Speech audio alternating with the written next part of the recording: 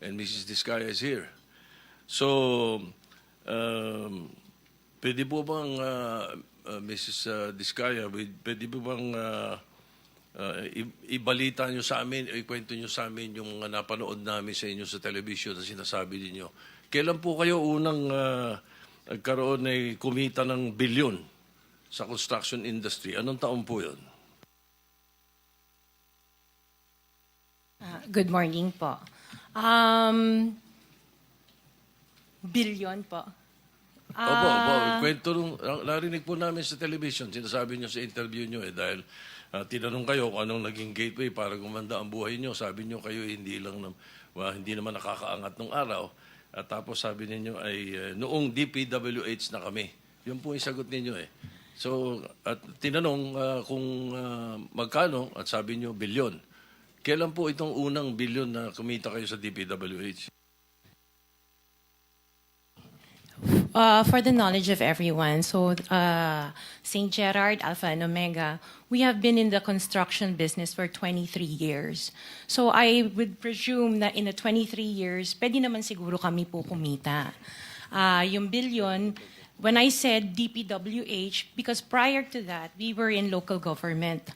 So ang hirap makasingil sa local government. They spliced the video that was taken of me and just mentioned the DPWH. So, contractor na po kami for 23 years. So you're saying that the television station and the persons interviewing you edited your answers? I think so, sir, kasi I did mention that I was doing local government as well as private po.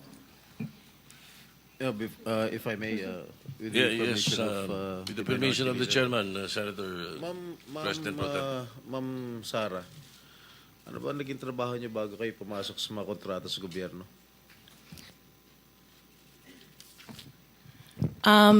My father was a contractor before.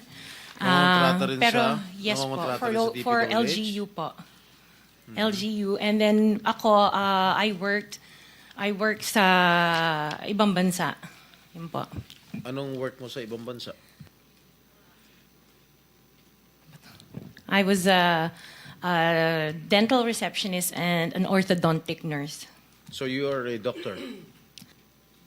Nurse? No po. Yung asawa mo, ano trabaho? He works sa isang development corporation. And him and his brother were parang private contractors sa subdivision namin. Paano kayo, how were you enticed to join the mga kontrata sa TPWH? Who influenced you?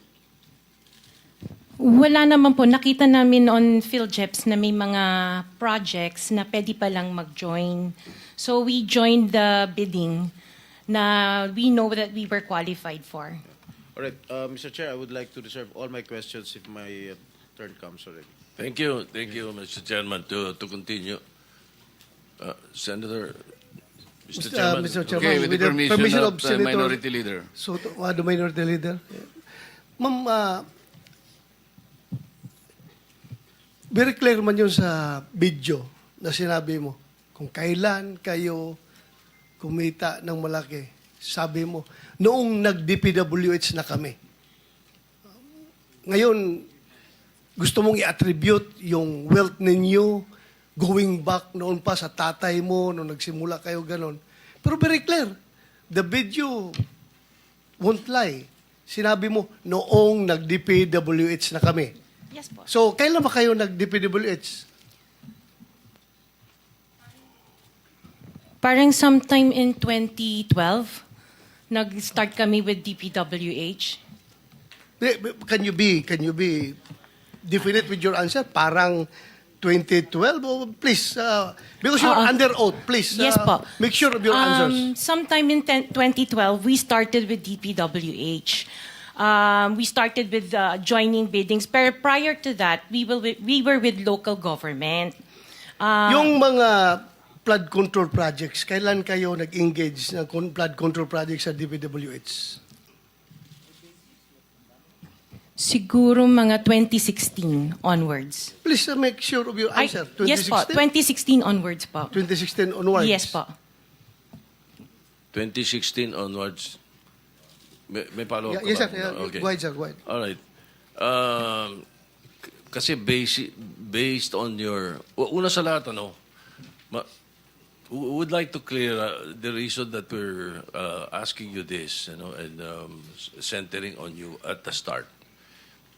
Ganon din ang gagawin namin takbo doon sa ibang mga kontratista rito na naibitin natin na nasa top 15 ng presidente.